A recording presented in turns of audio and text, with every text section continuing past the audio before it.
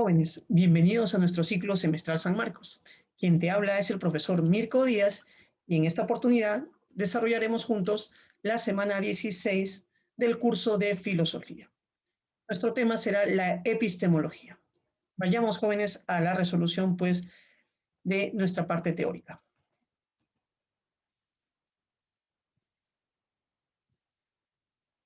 Jóvenes, los temas que abordaremos serán principalmente el tema de la ciencia, sus características, ¿no?, las funciones de la ciencia, el método científico y la distinción entre ley y teoría científica. Veamos, jóvenes, el primer tema.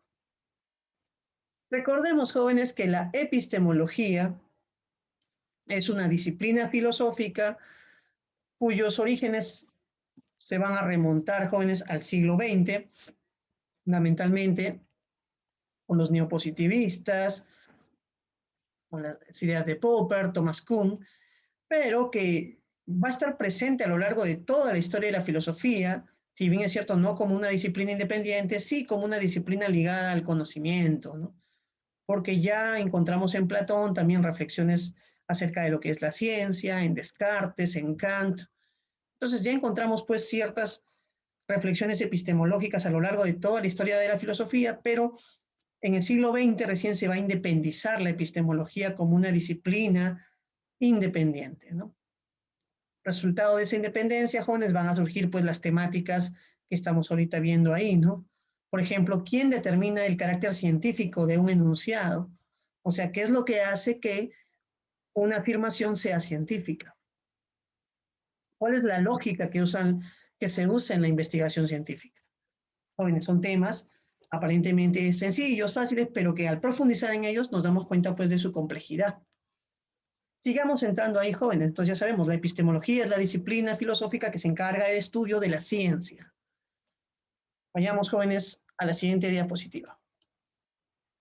Tenemos, joven, un texto. Estos textos son importantes, joven, revisar, leer, por un tema, jóvenes, ¿no? En el examen están viniendo estos tipos de textos, ¿no? Por ejemplo, en un examen pasado vino un texto de estos autores. Por eso nos hemos tomado la molestia de juntar otro fragmento y leerlo también para poder comprender un poco mejor las cosas, ¿no? Entonces, leamos este fragmento, jóvenes. Dice, resumiendo, la filosofía, en tanto que análisis conceptual, o sea, la filosofía es como un análisis conceptual, que eso es lo que se está queriendo ver aquí, es un saber sustantivo de segundo orden, nos dicen, ¿no? Interrelacionado con otros saberes de segundo orden, como con los saberes usuales de primer orden. La filosofía de la ciencia, ya comienza a hablar de nuestro tema, la epistemología es la filosofía de la ciencia, tiene por objeto poner de manifiesto o hacer explícitos los aspectos filosóficos conceptuales de la actividad científica. O sea, jóvenes, explicitar los aspectos filosóficos conceptuales de la actividad científica. Esto es elucidar conceptos fundamentales de la actividad científica como los de ley, contrastación, explicación o medición, y reordenar conceptualmente o reconstruir esos sistemas de conceptos producidos por la ciencia que son las teorías científicas, ¿no? Jóvenes, entonces, ¿qué va a hacer la filosofía? Dice, elucidar, o sea, esclarecer conceptos de la actividad científica.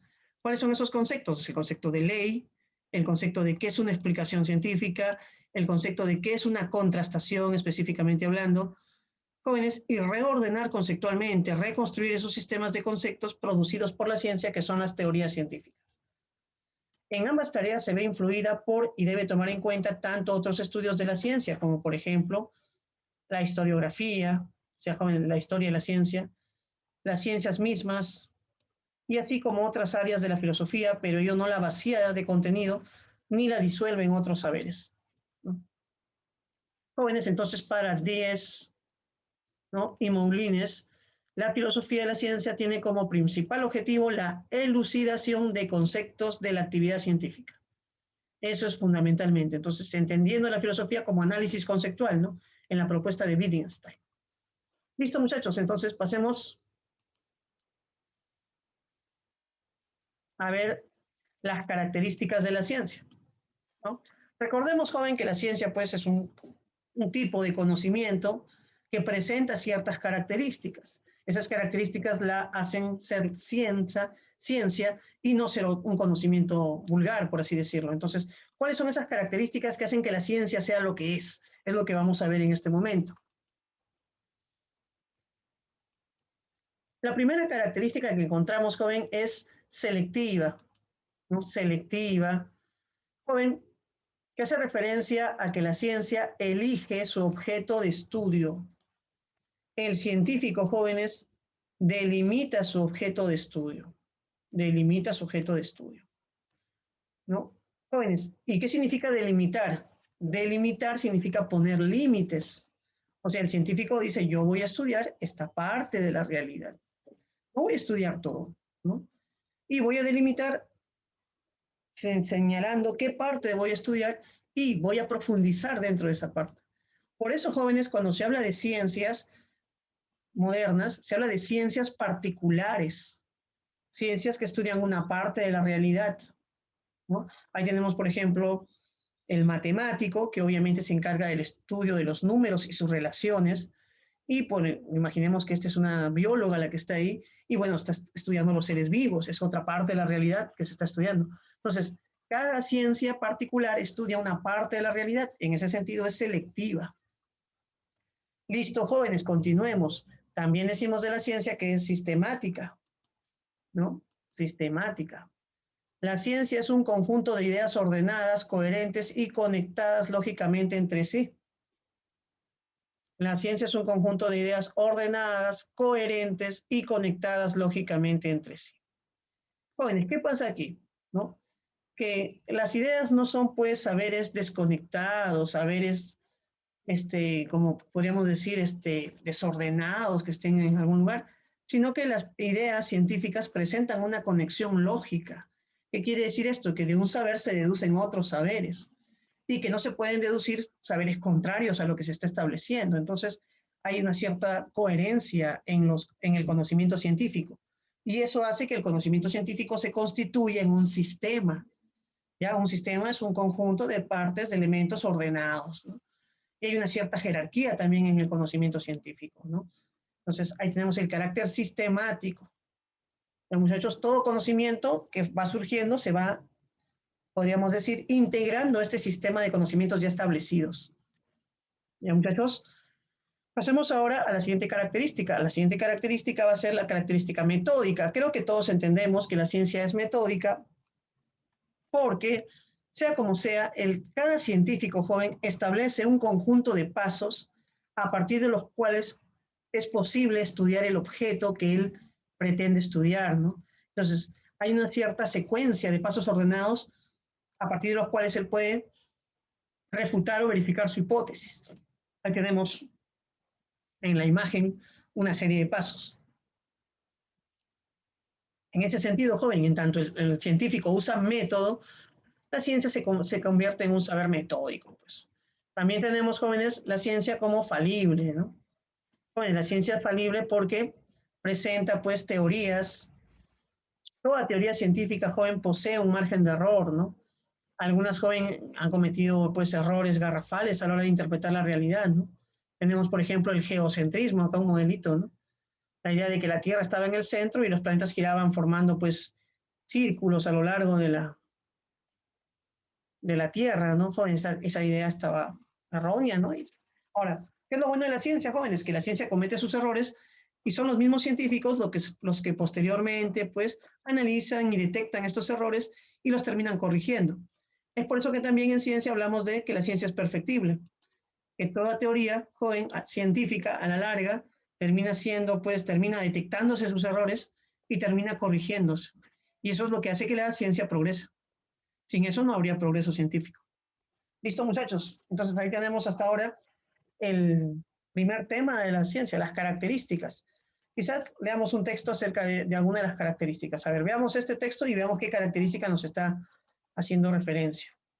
Jóvenes, dice, durante el siglo posterior a Newton, pues de Newton, era posible todavía para un hombre de grandes dotes, dominar todos los campos del conocimiento científico.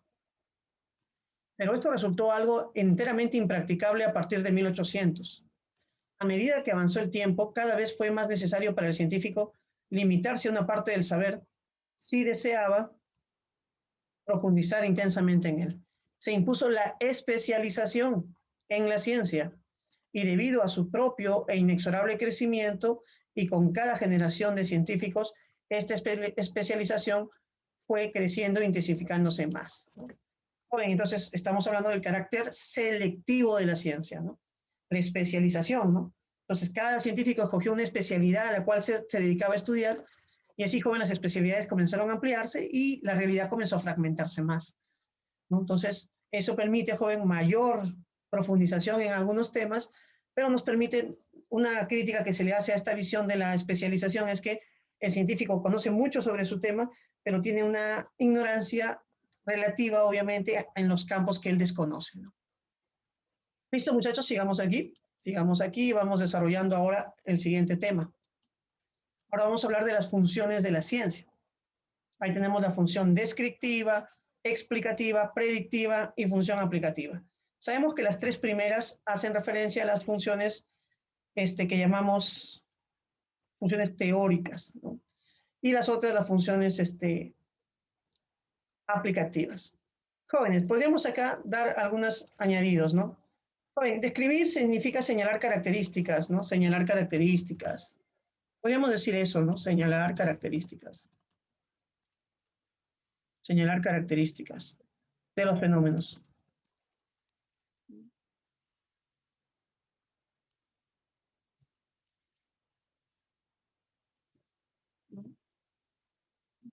Señalar características de los fenómenos.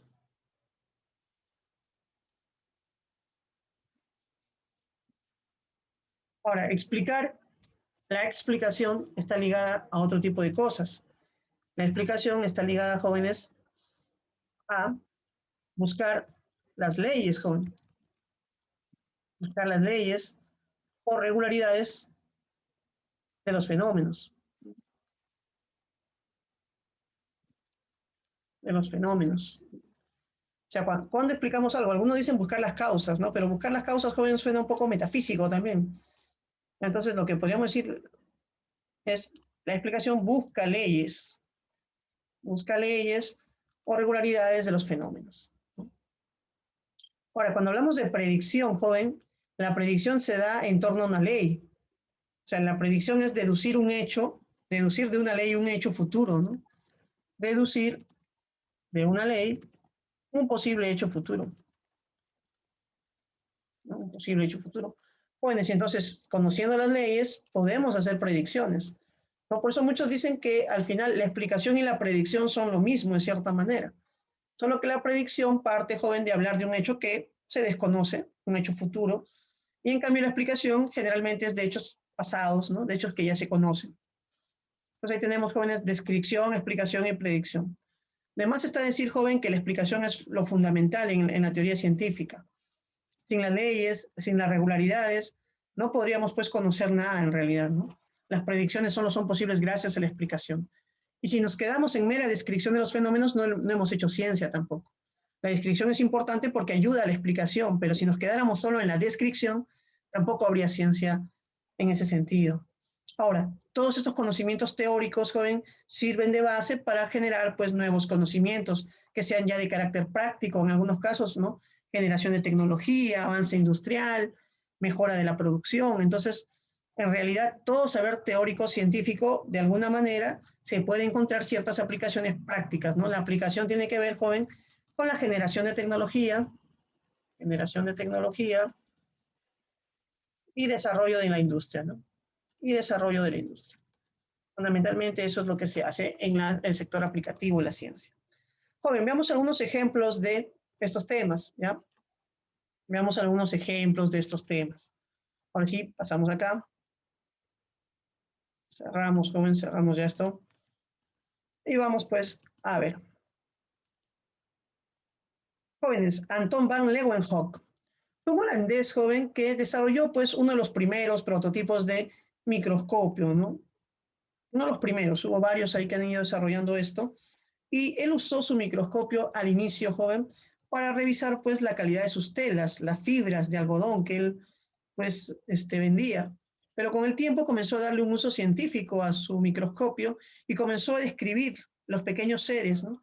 A ver cómo eran estas cosas, estos pequeños seres que a veces no nos fijamos en los detalles, ¿no? Y jóvenes, gracias a eso, realizó una gran tarea descriptiva en el ámbito de la biología, ¿no? Tenemos ahí a Anton van Leeuwenhoek, descripción. Bueno, por otro lado, tenemos, por ejemplo, aquí, en un ejemplo de explicación, al científico Kepler, ¿no? Que basándose en las observaciones, ¿no? De Nico Brahe, ¿no? Nico Brahe, él logró, Tito Brahe creo era el autor, él logró, jóvenes, desarrollar una de las leyes del movimiento planetario, ¿no?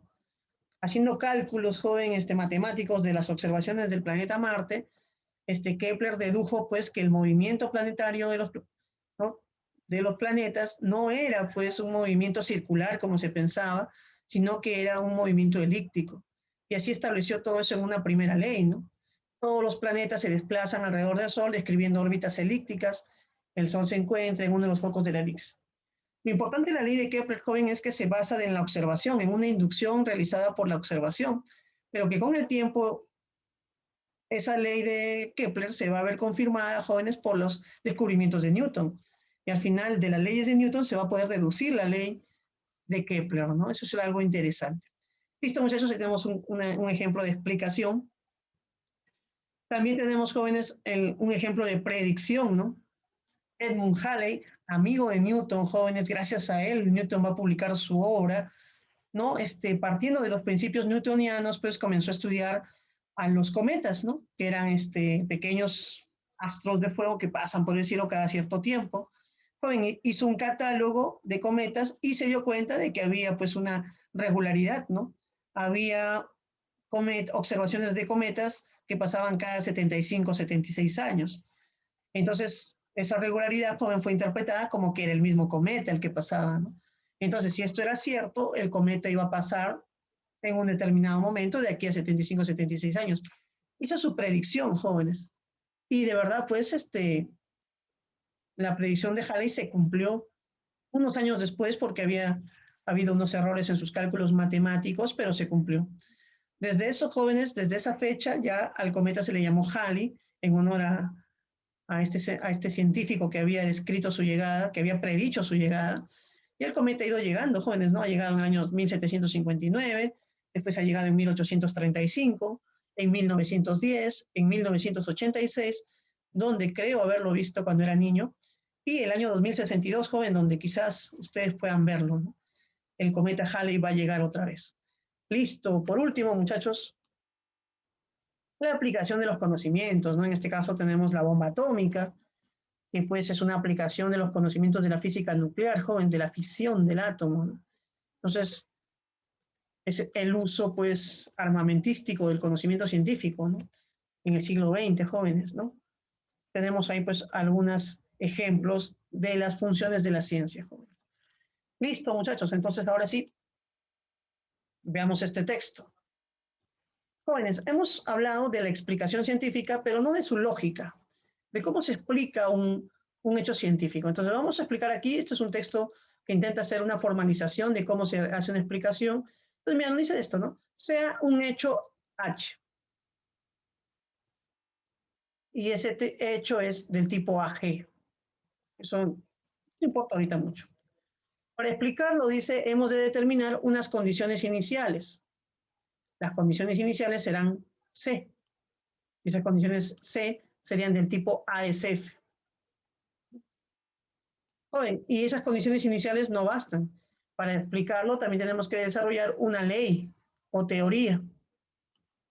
Y la ley o teoría, obviamente, tiene que decirnos, ¿no? Esa ley o teoría tiene que decirnos que si juntamos, jóvenes, la teoría con las condiciones, deben darse el hecho que queremos explicar, ¿no?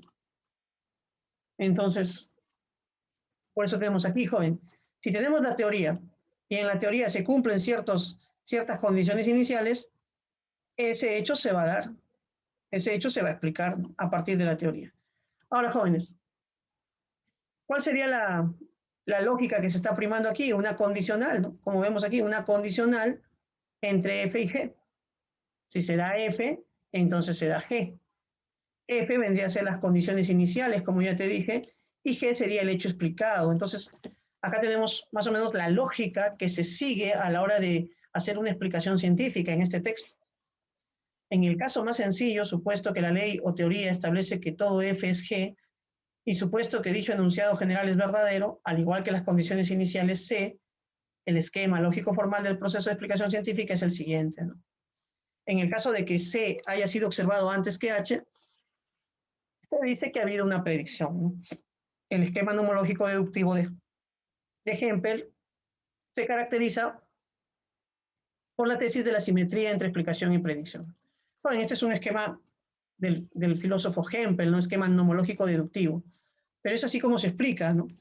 ¿No? Si queremos ya salir de la lectura, podríamos decir así, para yo explicar un hecho, para explicar el hecho GA que está ahí en este cuadro, voy a hablar de esto, joven, que necesito encontrar una teoría donde me diga que para todas las condiciones F se va a dar los hechos G.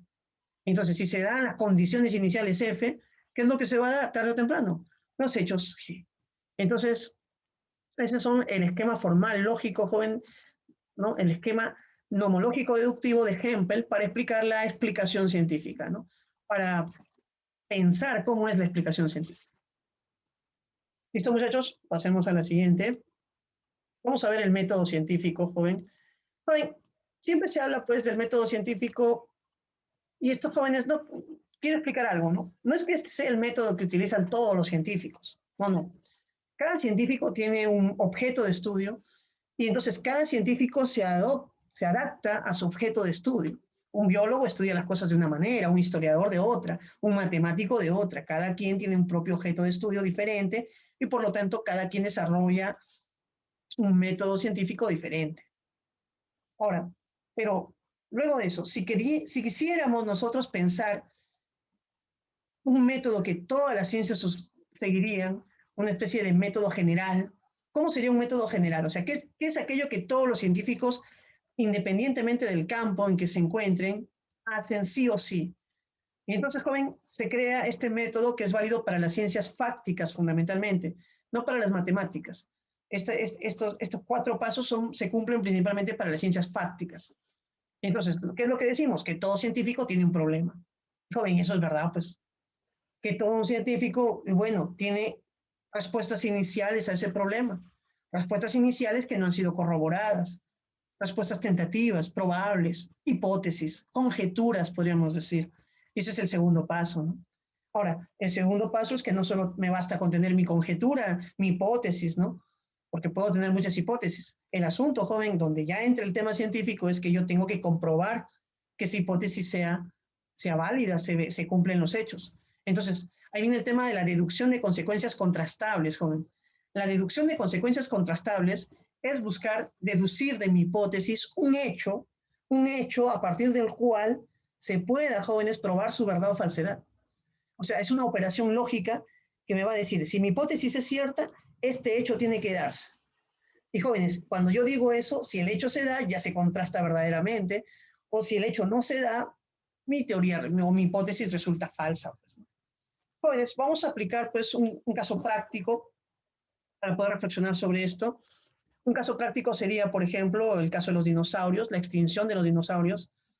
Jóvenes, digamos pues que hace un tiempo determinado atrás, la comunidad científica desconocía qué produjo la extinción de los dinosaurios, ¿no?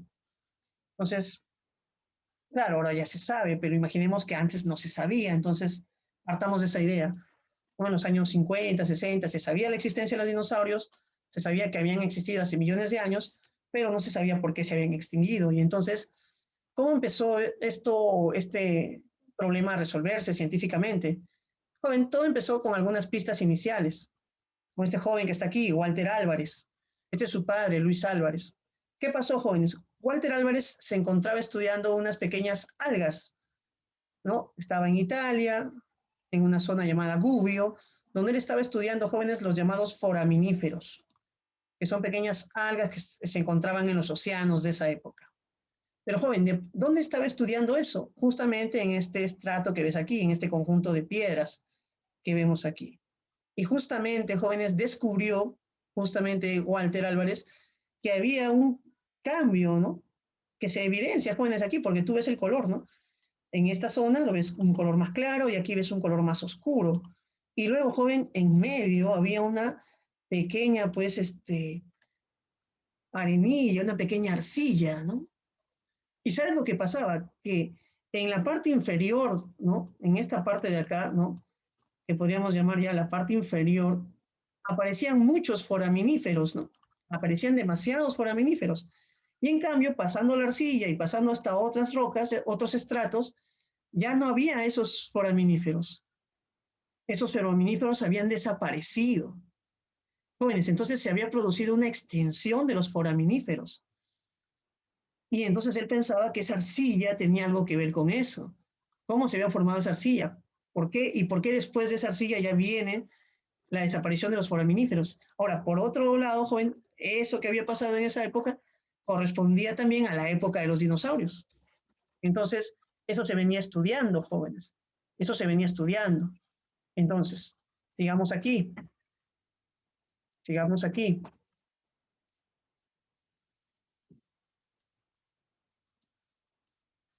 ¿Qué pasó? Joven, lo que había descubierto Walter Álvarez, ya ahora los geólogos lo llaman el límite KT. Había descubierto, jóvenes, justamente en este lugar se encontraba, jóvenes, el límite entre el Cretáceo y el Terciario. El Cretáceo y el Terciario, ¿no? Y entonces, muchachos, entonces, jóvenes, algo llamaba la atención, ¿no? Ese límite KT marcaba el final de la época de los dinosaurios y justamente había habido una extinción masiva de los foraminíferos también. Entonces, algo había pasado ahí. Entonces, eso llamó la atención, ¿no? Walter Álvarez invitó a su padre a pensar este problema y jóvenes comenzaron a analizar el límite KT, esta arcilla. Sacaron un fragmento, obviamente, lo llevaron a analizar y encontraron algunas cosas interesantes. Lo que ya te dije inicialmente, ¿no? Encontraron, por ejemplo, que por encima del límite KT solo había esos pequeños foraminíferos y que por debajo del límite KT habían pues un montón de foraminíferos distintos. Entonces se había producido una extinción justamente en la misma época de los dinosaurios. ¿Había forma de saber por qué se produjo esa extinción? Eso es lo que vamos a ver posteriormente. Veamos la siguiente diapositiva. Jóvenes, al analizar la arcilla presente en el límite KT, acá tenemos una muestra del límite KT, ¿no? Un extracto ya que se ha conservado como un recuerdo para Walter Álvarez y Luis. Se analizó, jóvenes, la arcilla y encontraron algo interesantísimo. Encontraron que en esa arcilla había altas dosis de iridio. Ahora, el iridio, jóvenes, es un mineral, dicen, que solo se encuentra presente en meteoritos y asteroides, en cometas y asteroides. Entonces, ahí es donde va a surgir ya la hipótesis de que quizás un meteorito haya caído, jóvenes, hace 65 millones de años en la Tierra, generando esa dosis de iridio, expandiéndolo por todo el mundo, el iridio, y pues trayendo consigo la extinción de los foraminíferos y los dinosaurios. Y ahí surgió la hipótesis. Jóvenes, aquí por ejemplo podemos ver el tamaño del meteorito, ¿no? Con comparación a la ciudad, una ciudad norteamericana, ¿no? Algo inmenso, ¿no? Se dice que es un meteorito de 10 kilómetros, ¿no? Una cosa tremenda, ¿no? Y que ese meteorito debió haber caído hace 65 millones de años sobre la Tierra, extinguiendo a gran parte de la población viva de los seres vivos de esa época y a los dinosaurios totalmente. Jóvenes, el asunto es que esto pues generó una serie de polémicas, nadie aceptaba esta idea tan fácilmente, ¿no? Además, Walter Álvarez y Luis Álvarez no eran geólogos, ¿no? Entonces los geólogos estaban como un poco diciendo, no, pues, ¿por qué? Esto será verdad. Y entonces comenzaron las críticas, no se aceptaron, entraron los rencores, dice ahí el periódico, ¿no? Pero muchachos, pasaron 10 años y en estas críticas se dio una deducción de la consecuencia contrastable. Jóvenes, si un meteorito ha caído, que ha caído en la Tierra, jóvenes, tiene que haberse formado un cráter. Tiene que haber un cráter. Y jóvenes, esa era la prueba que se necesitaba, pues, ¿no? Si el meteorito había impactado la Tierra y había caído en tierra firme, debía existir un cráter de esa antigüedad y que tenga todas las propiedades de un impacto de hace 65 millones de años. Joven, entonces, a partir de esa hipótesis comenzaron a buscarse todos los cráteres que existían en el mundo, ¿no? Había diversos, jóvenes, pero este cráter tenía una cuestión principal, no se encontraba. Pasaron 10 años en esta búsqueda y apareció al final el cráter. Lo descubrió Alan Hildebrand, jóvenes, basándose en algunos estudios de algunos petroleros, ¿no? Glenn Penfield había hecho estudios para buscar petróleo en la península de Yucatán, México, joven, y en realidad el cráter se encontraba ahí, jóvenes. O sea, el meteorito que extinguió a los dinosaurios había caído en México, ¿no? En la península de Yucatán. Ahora, ¿por qué no se encontraba el cráter? No se encontraba el cráter porque era un cráter que había sido ya, se encontraba oculto, ¿no? El cráter había sido sepultado, por así decirlo, ¿no? Y lo que se había logrado descubrir de él era justamente, pues, algunas especies de vista satelital a partir de la cual se había detectado que había un cráter ahí y no se sabía. Otras pruebas jóvenes de que eso era cierto y que era válido eran las esférulas. Las esférulas son proyectiles que cuando algo impacta sobre la Tierra salen, dice, fuera de la atmósfera y vuelven a caer, joven. Y se encontró esférulas. Otra cosa que también prueba que cayó ahí, jóvenes, es el cuarzo chocado. El cuarzo chocado se produce por grandes explosiones. Cuando se hacen bombas nucleares, se produce en el lugar del impacto cuarzo chocado. Y joven, y también hay cuarzo chocado en el impacto del meteorito, porque como dice, el impacto del meteorito contra la Tierra es millones de bombas atómicas sucediendo en ese momento. Y entonces, al descubrir el cráter, al cual es el cráter de Chicxulub, se le llama, en México, en la península de Yucatán, pues quedó resuelto este dilema, ¿no? Y se aceptó por fin la teoría de la expansión de los dinosaurios, extinción de los dinosaurios, perdón, por la caída de un meteorito hace 65 millones de años. Joven, has visto cómo se han cumplido todas las partes del método científico, ¿no? Primero, ciertas pistas iniciales llevaron a la hipótesis, luego se buscó una deducción contrastable y luego se corroboró la hipótesis, ¿no? Jóvenes, acá tenemos otro texto también donde se habla de qué son las hipótesis. Veamos aquí, me parece interesante este texto del profesor. Dice, clásicamente se define la hipótesis como el enunciado de una relación entre dos o más variables sujetas a una prueba empírica, ¿no? O proposición enunciada para responder tentativamente a un problema, que también es otra respuesta posible. Existen diversas definiciones de hipótesis que expresan la importancia que representan en la investigación como guías, como base para la búsqueda de soluciones o respuestas concretas. Otra posible definición sería, la hipótesis es una propuesta de respuesta a la cuestión planteada. El investigador presenta un presupuesto que puede ser o no comprobado o demostrado en la investigación. Ahí tenemos un texto joven donde se profundiza un poquito sobre el tema de la hipótesis, ¿no? Y ahora, jóvenes, vayamos pues ya terminando esta clase, hablando de las leyes científicas y las teorías, ¿no? Joven, es bien sencillo distinguir entre ley científica y teoría científica y a la vez un poco complejo. Cuando hablamos de ley científica, hablamos de un enunciado verdadero, generalmente un enunciado verdadero que describe una regularidad de la naturaleza. La ley de la caída de los cuerpos nos dice cómo caen los cuerpos, joven. Se puede expresar matemáticamente y explica solo eso, no explica más cosas. La ley del movimiento planetario de Kepler explica cómo se mueven los planetas alrededor del Sol. Y jóvenes, explica solo eso. Es una estructura simple. La ley explica una parte de la realidad, una parte muy específica, una estructura simple por eso. En cambio, cuando hablamos de una teoría, joven, una teoría ya tiene la pretensión de explicar algo más complejo. Entonces, una estructura compleja de la realidad, y una teoría, joven, no es una ley, pues no es un enunciado, es un conjunto de enunciados que tiene la pretensión ya de explicar otras cosas. Ahora, dentro de la teoría, joven, podemos encontrar leyes, o sea que las teorías subsumen a las leyes, pero también dentro de las teorías podemos encontrar hipótesis que están en corroboración, en proceso de corroboración, y también tenemos problemas que pueden surgir en una determinada teoría que todavía no se resuelven. Entonces, una teoría siempre está como que en construcción. En cambio, como que una ley científica, no, joven, una ley científica ya está comprobada de cierta manera. Listo, muchachos, entonces esa es la distinción fundamental entre leyes científicas y teorías científicas. Y leamos un texto pues del profesor Piscoya, ¿no? Un filósofo importante también del Perú. A ver, veamos ahí lo que nos dice el señor Piscoya. Los conocimientos pertenecientes a este nivel son ya leyes científicas, pues nos informan rigurosamente a ciertas regularidades en el mundo, ¿no? Y de esta manera posibilitan la predicción de ciertos eventos. a partir de la ocurrencia de otros, lo cual nos está indicando que hemos logrado determinar una relación entre ellos que puede ser calificada de interna. La limitación de este nivel está en que aquí aparecen las leyes científicas en forma de proposiciones independientes, sin que se establezca una relación lógica o de deductibilidad entre ellas. Bueno, entonces, el problema de solo tener leyes es que no se pueden deducir otras cosas de ellas, ¿no? Por eso es que dice, bueno, una teoría científica es mucho más.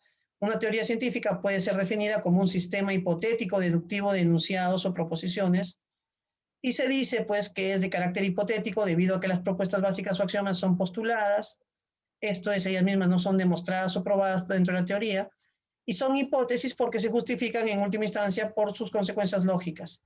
Son verdaderas, claramente determinadas.